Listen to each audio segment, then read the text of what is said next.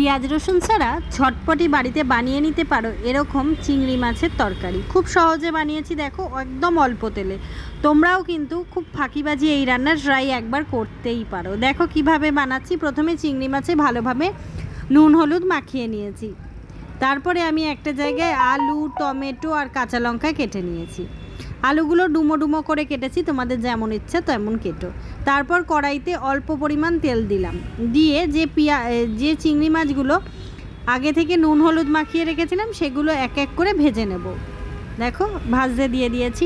Video ভালো লাগলে একটু পাশে থেকো। আর অনেক দিন ভিডিও দিতে পারিনি, আমি একটু অসুস্থ ছিলাম, তাই সবার কাছে ক্ষমা চেয়ে নিচ্ছি। ভালোভাবে চিংড়ি মাছগুলোকে ভেজে নেবে।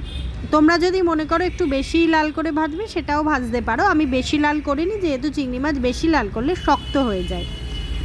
দেখো ভালোভাবে চিংড়ি মাছগুলো ভেজে নিচ্ছি। নতুন কোনো রেসিপি দেখতে চাইলে কিন্তু অবশ্যই কমেন্ট করো, আমি সেই রেসিপি নিয়ে তোমাদের সামনে ঠিক হাজির হব। আর আমার চ্যানেল আর ভিডিও তোমাদের কেমন লাগছে অবশ্যই কিন্তু কমেন্ট করে জানিও। আর এই মাছটা কিন্তু তোমরা অবশ্যই গরম ভাতের সাথে ট্রাই করো। যদি সঙ্গে গন্ধরাজ লেবু আর এক কুচি কাঁচা লঙ্কা নাও তাহলে কিন্তু মন্দ হবে না, সেটাও বলতে পারি। এবার আমি দিয়ে দিচ্ছি আলু, টমেটো, কাঁচা লঙ্কা দিয়ে দিলাম, দিয়ে আবারও একসঙ্গে এগুলো কিন্তু সব ভেজে নেব। এভাবে রান্না করে দেখো, খেতেও যেমন ভালো হয় আর কোনো রকম কিন্তু কেউ আষ্টানি গন্ধও পাবে না। এটা কিন্তু একটু ধৈর্য ধরে আলুটা তোমাদেরকে ভেজে নিতে হবে। এতে আমি আলুর পরিমাণটা একটু বেশিই দিয়েছি। দেখো ভালোভাবে ভেজে নিচ্ছি।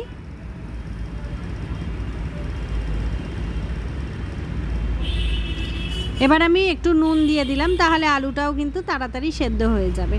নুনটা একদম পরিমাণ মতন, যতটা তোমরা আলু দেবে সেই পরিমাণ মতন নুনটা দিও কিন্তু। এবারে দিয়ে দিচ্ছি হলুদ। এতে আমি কোনো রকম লঙ্কার গুঁড়ো কিন্তু ব্যবহার করব না। দেখো দিয়ে দিলাম হলুদ, দিয়ে এবার এটাকে আমি ভালোভাবে একটু ভেজে নিচ্ছি। দেখতেই পেয়েছো কত অল্প তেলে রান্না করছি। বেশি তেল কিন্তু আমি এই রান্নাতে ব্যবহার করিনি, কারণ অনেক কমেন্ট এসছে যারা বলেছে যে একটু দিদি অল্প তেলে রান্না দেখাবেন। আমি কিন্তু তাদের জন্য আর তোমাদের সকলের জন্য অল্প তেলের একটা রেসিপি নিয়ে চলে এসেছি। তবে এর স্বাদ যে অসাধারণ তা নিশ্চয়ই দেখে বুঝতে পারছো, তবে একবার খেলে কিন্তু আরও ভালো বুঝতে পারবে। দেখো কত সুন্দর কালারটা এসছে, তাই না? এবার আমি ওপর থেকে ভাজা জিরে গুঁড়ো দিয়ে দিচ্ছি। তোমরা চাইলে বাইরের দোকানেরও জিরে গুঁড়ো দিতে পারো, তবে তোমরা তো জানোই যে আমি ঘরে জিরে গুঁড়ো করে রাখি। এই দেখো সেই জিরে গুঁড়োটা দিয়ে ভালোভাবে কষিয়ে নিচ্ছি। অনেকক্ষণ ধৈর্য ধরে ভেজেছি। দেখো এবার অল্প পরিমাণ জল দিয়ে মশলাটাকে ভালোভাবে কিন্তু কষিয়ে নেব। এটা গরম ভাতে খেতে এত ভালো লাগে না, তোমাদেরকে কি বলবো। ভালোভাবে আমি কষিয়ে নিলাম মশলাটাকে। দেখো কত সুন্দর দেখতে লাগছে কালারটা। দেখো ভালোভাবে কষিয়ে নিচ্ছি। একটু সময় ধরে কিন্তু এই রান্নাটা করতে হবে।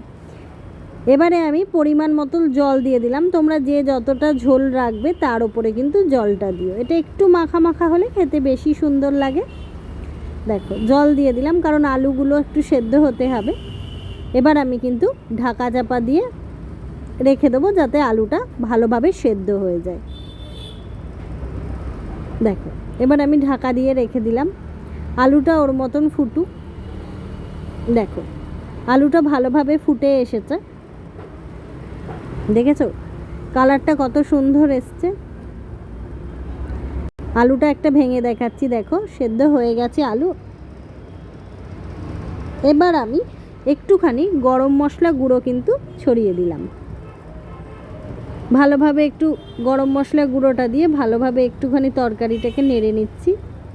আমি একদম গা মাখা ঝোল করব, সে একদম গা মাখা তরকারিটা করব বলে আমি কিন্তু ঝোলটা অনেকটাই মেরে নিয়েছি। তোমরাও কিন্তু সেই বুঝে তরকারির পরিমাণ বুঝে তোমরা কিন্তু জল দিও। এই তরকারিটা বেশি ঝোল ঝোল খেতে কিন্তু খুব একটা ভালো লাগে না। তৈরি হয়ে গেল আমার চিংড়ি মাছের পাতলা তরকারি। এটা খেতে দারুণ লাগে, বেশি রিচও না। এই গরমে একবার ট্রাই করো। দেখো কত সুন্দর কালারটা এসেছে। তাহলে দেরি না করে আজকেই বাড়িতে কিন্তু ঝটপট এই চিংড়ি মাছের তরকারিটা রান্না করো। রেসিপিটা তোমাদের কেমন লাগলো অবশ্যই জানিও। নতুন কোনো রেসিপি নিয়ে পরের দিন হাজির হচ্ছি।